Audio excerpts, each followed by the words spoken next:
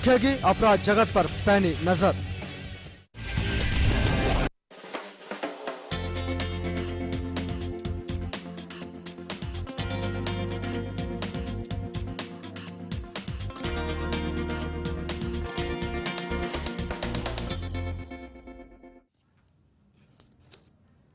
नमस्कार, आप देख रहे हैं लेमन न्यूज। मैं हूं आपके साथ राहुल गोयल। इस बार हो गई है नमो नमो। नरेंद्र मोदी ने शानदार जीत हासिल की और कमाल कर दिया। अब ये नारा सच साबित हो गया है। मोदी लहर ने अकेले दम पर पूरे देश में पूर्ण बहुमत हासिल किया और एनडीए करीब करीब 336 सीटों के आसपास जाकर रुका। इस शानदार जीत के बाद 10 साल बाद एक बार फिर बीजेपी सत्ता में सामने आई और अपनी सत्ता की चाबी जो है वो बीजेपी के हाथ में आई। कैसे हुआ यह कमाल, ये देखते हैं।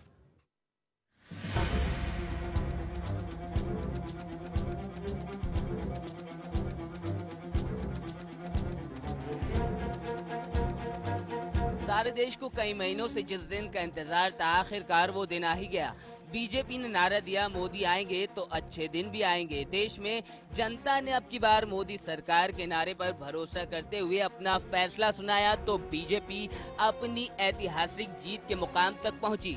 बीजेपी की इस जीत का श्रेय जाता है नरेंद्र मोदी को। मोदी के चाहने वालों ने नारा दिया, घर घर मोदी। तो मोदी को जनता ने अपने दिलों में बसा लिया और पहुंचा दिया दिल्ली की सत्ता तक। 2014 के लोकसभा चुनाव कई मायनों में अहम थे। लोगों को आभास तो हो चुका था कि इस बार बदलाव की हवा बहेगी, लेकिन शायद नहीं जानते थे कि ये सिर्फ हवा नहीं बल्कि बदलाव की आंधी है जो मोदी के विरोधियों को कुछ इस अंदाज में बहाकर ले गई कि उन्हें संभलने तक का मौका नहीं मिला। मोदी ने उन तमाम विरोधी दिग्गजों को धराशायी कर दिया जो चुनाव से पहले मोदी की हवा को फिजूल बता रहे थे। मोदी की लहर की बात की जा रही थी, लेकिन किसी ने चुनाव परिणामों के बाद आने वाली इस आंधी के बारे में नहीं सोचा होगा। मोदी की आंधी कुछ इस तरह चली कि देश में 30 साल बाद कोई पार्टी अपने दम पर पूर्ण बहुमत से सरकार बनाएगी। ये जीत कहीं न कहीं मोदी के इर्द गिर्द ही नजर आई। बीजेपी ने मोदी को जिस दिन प्रधानमंत्री पद का दावेदार बनाया, उसी दिन समझ आ गया था कि मोदी बीजेपी को एक नई राह पर ले जाने वाले हैं। पहले 2004 और फिर 2009 में नाकामयाबी के बाद 10 साल बाद सत्ता की चाबी बीजेपी के हाथ आ गई है और इस जीत के सूत्रधार हैं नरेंद्र मोदी। दिल्ली की सत्ता एक बार फिर बीजेपी के हाथ आ चुकी है तो मोदी को प्रधानमंत्री बनते देखने के लिए मोदी के चाहने वाले बेसब्री से इंतजार में बैठे हैं। बीजेपी जल्द सरकार बना लेगी और शायद अब जल्द मोदी प्रधानमंत्री भी बन जाएंगे।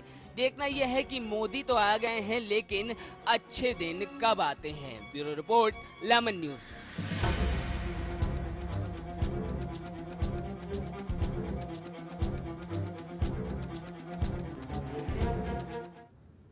नरेंद्र मोदी की जीत के पीछे सबसे खास वजह यह रही कि उन्होंने हर बार गुजरात के विकास मॉडल को सामने पेश किया, जिसे मुद्दा बनाकर नरेंद्र मोदी ने चुनाव भी लड़ा। मोदी ने गुजरात मॉडल को पूरे देश के सामने रखा और कहा कि अगर गुजरात में इस तरह से तरक्की हो सकती है तो देश में भी हो सकती है, उन्हें एक बार मौका दिया जाए।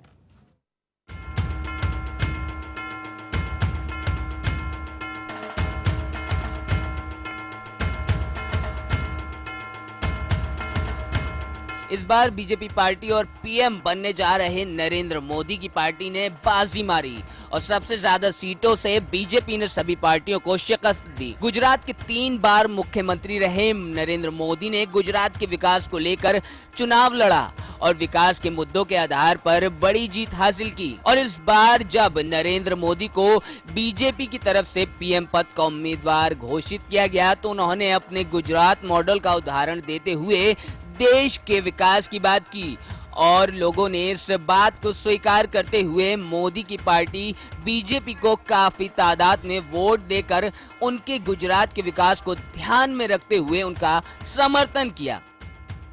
अगर गुजरात की बात करें तो जिस तरह से नरेंद्र मोदी ने पिछले 13 सालों में गुजरात का विकास किया है वो भारत के सभी राज्यों के लिए एक मिसाल बनकर सामने आया है।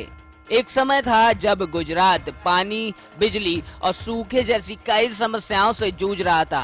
उस समय मोदी गुजरात के मुख्यमंत्री बने। और मोदी ने अपने विकास के फॉर्मूलों से गुजरात की काया पलट कर दी। आज गुजरात में मोदी का दावा है कि हर घर गांव में पानी, बिजली और सड़क जैसी समस्याएं दूर हो चुकी हैं और मोदी का विकास मॉडल 100% सफल रहा है। लेकिन मोदी के गुजरात के विकास मॉडल को देश की जनता ने स्वीकार करते हुए मोदी को वोट कर जो समर्थन दिया है, क्या गुजरात का ये विकास मॉडल पूरे देश में लागू किया जा सकता है? ये सबसे बड़ा सवाल बना हुआ है, क्योंकि देश के सभी राज्यों की भौगोलिक परिस्थितियां और समस्याएं अलग अलग हैं। इन परिस्थितियों को देखते हुए गुजरात विकास मॉडल सारे देश में लागू कर पाना मोदी के लिए एक बहुत बड़ा चैलेंज नहीं होगा। खैर, बहरहाल मोदी तो अभी अपनी जीत का जश्न मना रहे हैं, पर एक राज्य चलाने और देश चलाने में काफी फर्क होता है। मोदी को ध्यान रखना होगा। Bureau report, lemon news.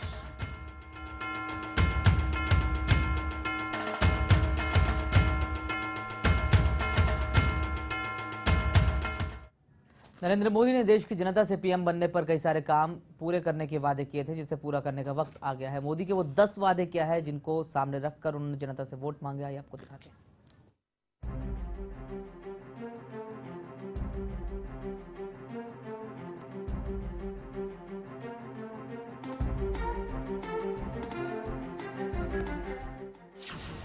Modi का पहला वादा, काला धन वापस लाएंगे। नरेंद्र मोदी ने बार बार कहा है कि वह विदेशों में जमा काले धन की जांच करवाएंगे और काला धन वापस लाकर उसे विकास कार्यों में लगाएंगे। उन्होंने यह भी कहा है कि इसका एक हिस्सा ईमानदार लोगों को दिया जाएगा। मोदी ने कहा है, विदेशी बैंकों में खाते हैं जिनकी पाई पाई मैं वापस लाऊंगा। देश के गरीबों का पैसा विदेशी बैंक की तिजोरी में बंद नहीं रहने दूंगा। मोदी का दूसरा वादा, करप्शन दूर करेंगे। इसके लिए तकनीक का इस्तेमाल बढ़ाया जाएगा ताकि व्यक्तियों की भूमिका कम हो जाए। मोदी का तीसरा वादा, महंगाई कम की जाएगी। ऐसी योजनाएं बनाई जाएंगी जिनसे महंगाई कम हो सके और इसके साथ ही किसानों को भी उनकी फसल का वाजिब दाम मिल सके। मोदी का चौथा वादा, सबको पक्का घर और हर घर में पानी। गरीबी दूर करने के लिए कदम उठाया जाएगा। जिनके पास पक्का घर नहीं है उन्हें पक्का घर दिया जाएगा। मोदी का पांचवा वादा, नदियों को एक दूसरे से जोड़ा जाएगा। तटीय क्षेत्रों का विकास करना, तटों को जोड़ने के लिए सागरमाला प्रोजेक्ट लाया जाएगा। मोदी का छठा वादा, देश भर में बुलेट ट्रेन चलाई जाएंगी। भारत में भी जापान की तरह बुलेट ट्रेन चलाई जाएगी जो पूरे देश को एक दूसरे से जोड़ेगी। मोदी का सातवां वादा, 100 नए शहर बसाए जाएंगे। भारत में 10 नए शहर बसाने की बात मोदी ने कही है। मोदी का आठवां वादा, पटना, रांची, वाराणसी और कोलकाता को पूर्वोत्तर का केंद्र बनाकर पूर्वी राज्यों का भरपूर विकास किया जाएगा। मोदी का नौवां वादा, वाराणसी को देश की सांस्कृतिक राजधानी बनाकर उसे दुनिया के नक्शे पर चमकाया जाएगा। वाराणसी के बुनकरों को 1 महीने में मॉडर्न बनाने का भी वादा है। मोदी का 10वां वादा, गुजराती मछुआरों की पाकिस्तान से रक्षा की जाएगी। नेक्स्ट से ब्रेक के लिए रुकेंगे, लेकिन ब्रेक के बाद भी ये खास पेशकश यूं ही जारी रहेगी।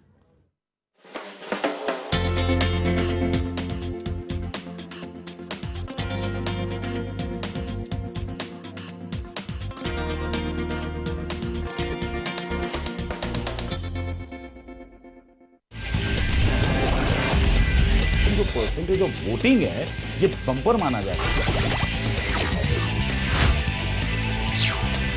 मरते किसान और सोती सरकार। नमस्कार, मैं प्रशांत आंग्रे और आप तमाम दर्शकों का स्वागत है लेमन प्राइम टाइम हर रात 9 बजे। इसके बाद एक बार फिर आप सभी का स्वागत है। मुद्दे की बात में सवाल भारतीयता और अमेरिकी न्यायिक प्रक्रिया का नहीं है। आपस के डिफरेंसेस की वजह से एक व्यक्ति कांग्रेस के पास चला गया और एक उसके विरोध में चला गया। सलमान जी, ये तो हमें बोलने नहीं दे रहे। आकंठ राजनीति में डूबे कुछ नेताओं ने इसमें भी अपनी रोटी सेकने का सामान इकट्ठा कर लिया है।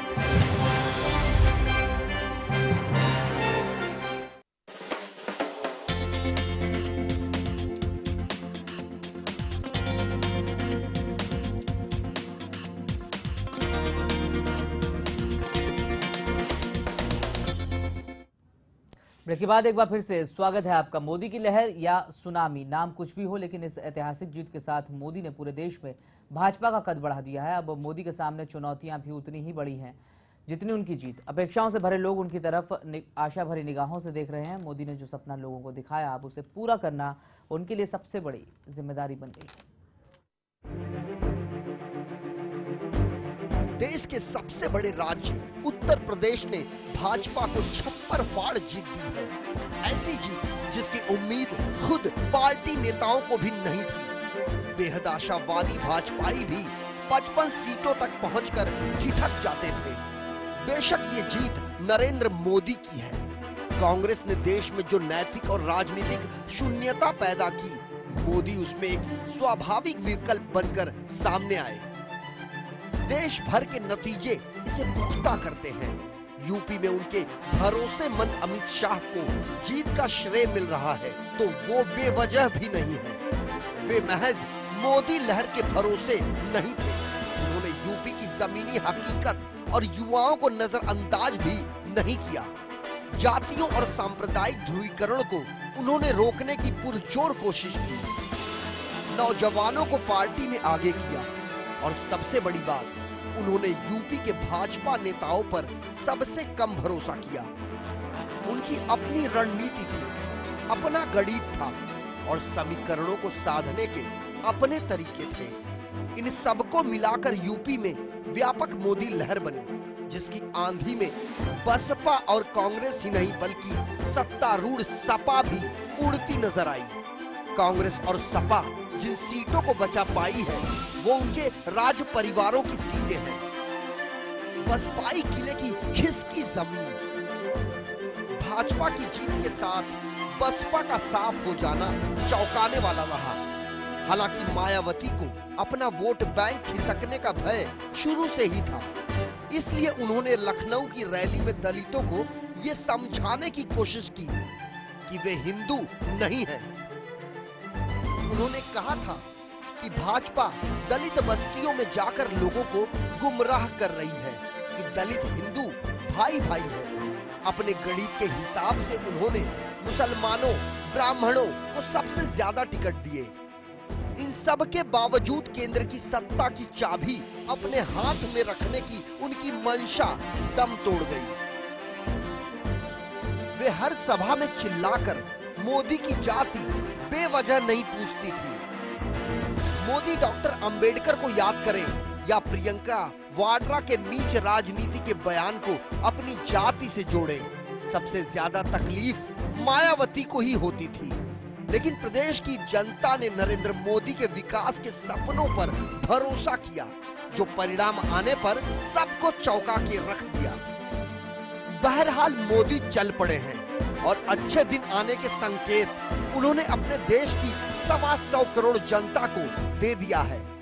मोदी ने मिशन 272 का आंकड़ा पार करने में बीजेपी को जो ताकत दी, उससे एक बात साफ है कि अब जनता के हितों के लिए किसी भी नतीजे तक पहुंचने में मोदी को कोई रोक नहीं सकता। ब्यूरो रिपोर्ट के साथ संजय मिश्रा, लमन न्यूज, मुंबई।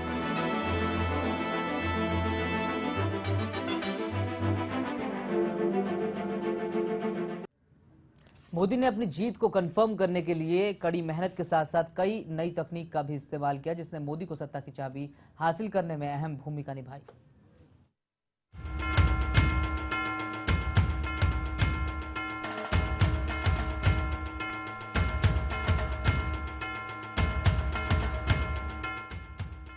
नरेंद्र मोदी केंद्र में एनडीए सरकार का नेतृत्व करने जा रहे हैं। गुजरात के गांधीनगर से दिल्ली तक उनका सफर आसान नहीं रहा है। इसके लिए उन्होंने कड़ी मेहनत के साथ तकनीक का भी सही इस्तेमाल किया है। आखिर ऐसा क्या खास है नरेंद्र मोदी में जो वे प्रधानमंत्री पद की कुर्सी तक पहुंच गए? आइए जानते हैं मोदी की 10 बड़ी बातों को जिन्होंने मोदी को पीएम पद पर पहुंचाया। लक्ष्य पर निगाह। जब भाजपा ने नरेंद्र मोदी को प्रधानमंत्री पद का उम्मीदवार बनाया, तब किसी को सपने में भी उम्मीद नहीं थी कि वे भाजपा को इतनी ऊंचाई पर ले जाएंगे। मगर उन्होंने पीएम उम्मीदवारी को अपना लक्ष्य बनाया और अपना लक्ष्य साधने के लिए निकल पड़े।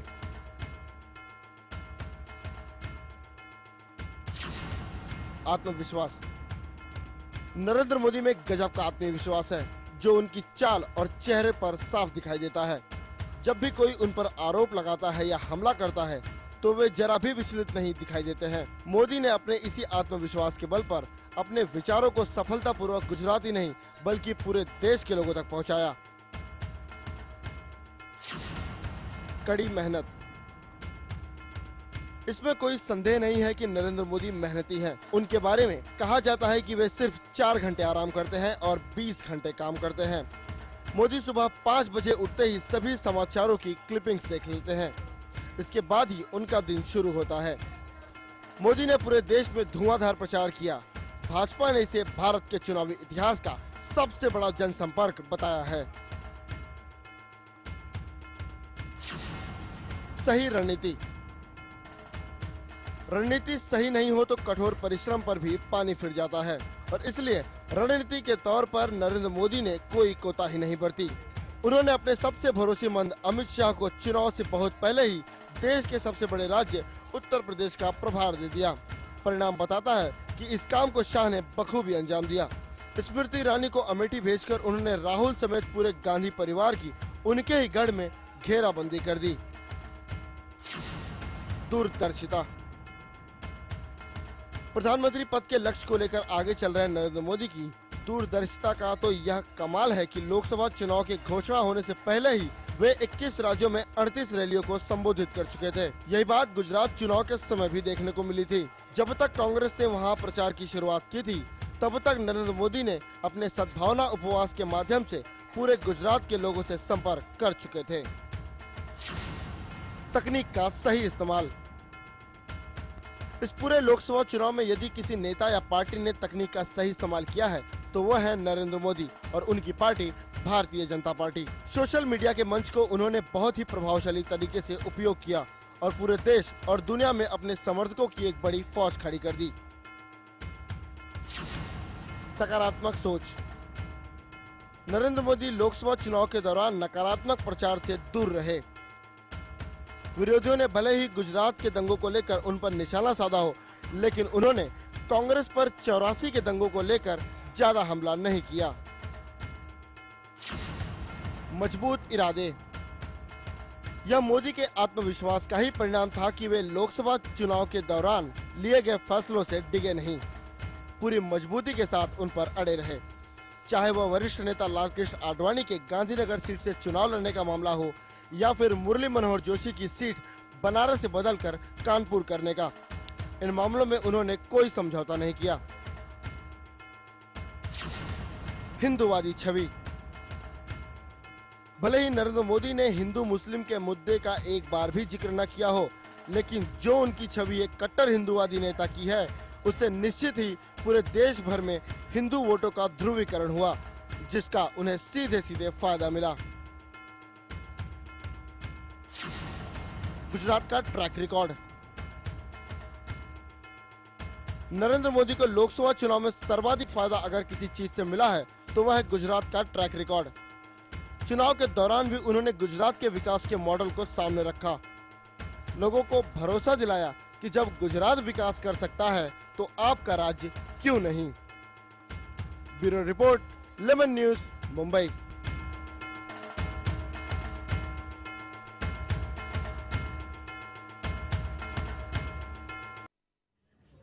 बीजेपी के चुनाव जीतने में कई बातें महत्वपूर्ण हैं। मोदी के इस ऐतिहासिक जीत में कौन कौन सी वो 10 बड़ी बातें हैं जिन्होंने मोदी को ताकत सौंपी, आइए देखते हैं।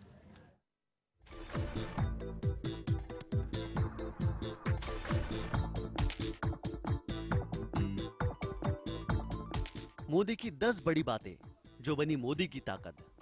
1. युवा वोटर। नरेंद्र मोदी भारतीय राजनीति के उन चुनिंदा नेताओं में से एक है जिन्होंने सबसे पहले सोशल नेटवर्किंग साइट्स का इस्तेमाल शुरू किया। सिर्फ शुरुआत ही नहीं की कि आज मोदी को ट्विटर पर फॉलो करने वालों की संख्या 39 लाख से ज्यादा है। फेसबुक की बात करें तो उनके पेज पर 1 करोड़ 30 लाख से ज्यादा लाइक्स हैं। यही नहीं, मोदी अपने से जुड़ी हर जानकारी को सोशल वर्ल्ड में अपडेट करने में भी अव्वल रहे। जमीनी स्तर पर भी मोदी ने युवाओं तक पहुंचने के लिए उनसे सीधा संपर्क किया। उनके हाल के भाषणों को देखें तो पता चलता है कि उन्होंने हर बार 18 से 28 की उम्र वाले वोटरों से मतदान करने की अपील की।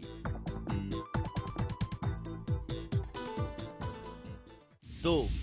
गुजरात मॉडल की जबरदस्त मार्केटिंग। नरेंद्र मोदी ने अपने चुनावी कैंपेन शुरू होने से कहीं पहले से अपने राज्य की तरक्की की ऐसी ब्रांडिंग की कि पूरे देश में उनके द्वारा कराए गए विकास कार्यों की चर्चा होने लगी। चुनावी कैंपेन के दौरान भी मोदी ने इस बात का ध्यान रखा कि वो गुजरात के विकास के बारे में ज्यादा से ज्यादा बात करें। मेरे गुजरात में जुमला उनके भाषणों का अहम हिस्सा हो गया। 3. दमदार छवि। मोदी ने अपने राज्य की तरक्की को कुछ यूं भुनाया कि उनकी छवि विकास पुरुष की बन गई। चुनाव प्रचार के दौरान उन्हें ऐसे प्रोजेक्ट किया गया मानो वो मसीहा हो और उनके पीएम बनते ही लोगों के सारे कष्ट दूर हो जाएंगे। मोदी का खुद का व्यक्तित्व भी काफी प्रभावशाली है। वो वाक्पटु हैं और भीड़ तक अपनी बात पहुंचाना जानते हैं। भ्रष्टाचार के मामले में भी उनकी छवि बिल्कुल बेदाग है। वही देश के कॉरपोरेट सेक्टर में भी मोदी की छवि बेहद अच्छी है और उन्हें उद्योगों को बढ़ावा देने वाले नेता के तौर पर जाना जाता है।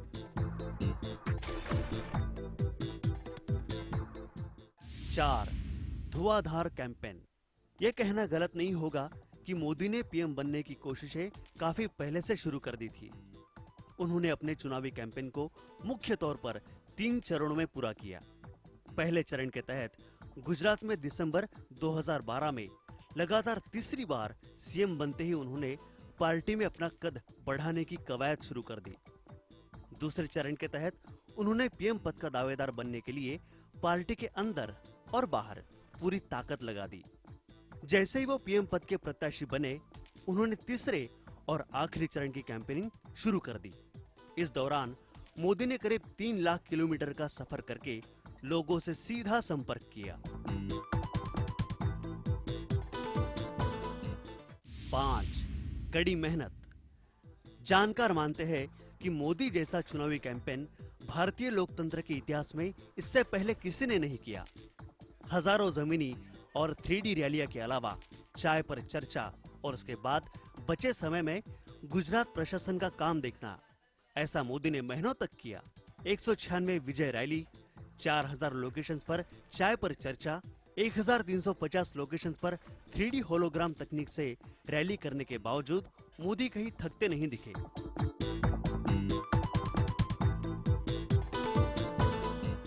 6. बेहतरीन प्रिंट, इलेक्ट्रॉनिक और साइबर कैंपेन। मोदी ने चुनाव प्रचार के दौरान जिन स्लोगन और चुनावी नारों को चुना वो सुपरहिट हुए और लोगों के दिल में उतर गए। अच्छे दिन आने वाले हैं, जनता माफ नहीं करेगी। अब की बार मोदी सरकार का जुमला इतना हिट हुआ कि इस पर सोशल वर्ल्ड में पैरोडी तक बनने लगी। इसके अलावा एसएमएस और व्हाट्सएप के जरिए जनता तक पहुंचने में भी मोदी कामयाब हुए। मोदी के भाषणों को लाइव यूट्यूब पर प्रसारित किया गया।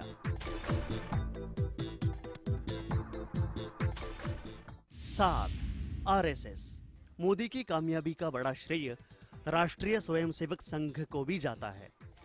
मोदी के पीएम प्रत्याशी बनने पर उठा विवाद आरएसएस की दखल के बाद ही खत्म हुआ। इसके अलावा आरएसएस और इससे जुड़े अन्य संगठनों ने मोदी के चुनावी कैंपेन में अपना पूरा जोर लगा दिया। आरएसएस के कार्यकर्ताओं ने मोदी के समर्थन में डोर टू डोर कैंपेन चलाया। इसके अलावा जहां जहां भी उनकी रैली हुई वहां ग्राउंड पर तमाम तरह की जिम्मेदारियां आरएसएस ने संभाली। ये चाहे भीड़ को संभालने का काम हो या भीड़ इकट्ठी करने का काम, आरएसएस कार्यकर्ताओं ने बढ़कर हिस्सा लिया।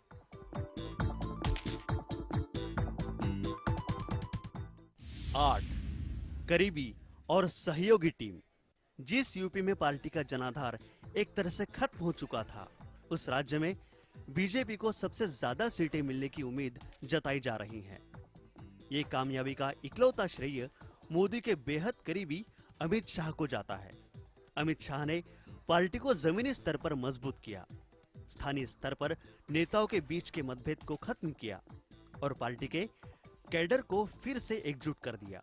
वही हाईफाई तकनीक का सहारा लेते हुए लखनऊ और वाराणसी समेत कई जगहों पर साइबर सेल तक तैनात किए। खुद मोदी भी अपनी टीम को पूरा श्रेय देते हैं। 9. विरोधी के हर हमले को उसके खिलाफ ही इस्तेमाल करना। मोदी एक ऐसे मंझे हुए राजनेता के तौर पर उभरे जो विरोधी के बयान को उसके ही खिलाफ इस्तेमाल करते हुए बड़ा राजनीतिक फायदा उठाते नजर आए। कुछ साल पहले सोनिया गांधी द्वारा मौत का सौदागर विशेषण का इस्तेमाल किए जाने के बाद उन्होंने इतना जबरदस्त राजनीतिक प्रहार किया कि कांग्रेस को ये एक बार कहना पड़ा कि ये मोदी के लिए नहीं इस्तेमाल किया गया। कांग्रेस नेता मणिशंकर अय्यर ने मोदी के चाय बेचने वाली पृष्ठभूमि पर सवाल उठाते हुए उन्हें कांग्रेस के शिविरों में चाय बेचने की दुकान खोलने का ऑफर क्या दिया। ये पार्टी के गले की हड्डी बन गई। कांग्रेस पार्टी को अय्यर के इस बयान से किनारा करना पड़ा। यही हाल तब भी हुआ जब उन्हें जहर की खेती करने वाला और उनके मॉडल को टॉफी मॉडल करार दिया। 10. जातीय कार्ड। मोदी ने चुनाव से पहले दलित वोटों को अपने पाले में करने के लिए अलग अलग राज्यों के दलित नेताओं को डीएनए से जोड़ा। बिहार में रामविलास पासवान, यूपी में उदित राज और महाराष्ट्र में रामदास आठवले इसके बड़े उदाहरण हैं। इसके अलावा मोदी ने खुद को एक चाय बेचने वाले, बेहद साधारण पारिवारिक पृष्ठभूमि वाले और ओबीसी तबके से आने वाले शख्स के तौर पर प्रचारित करना शुरू किया।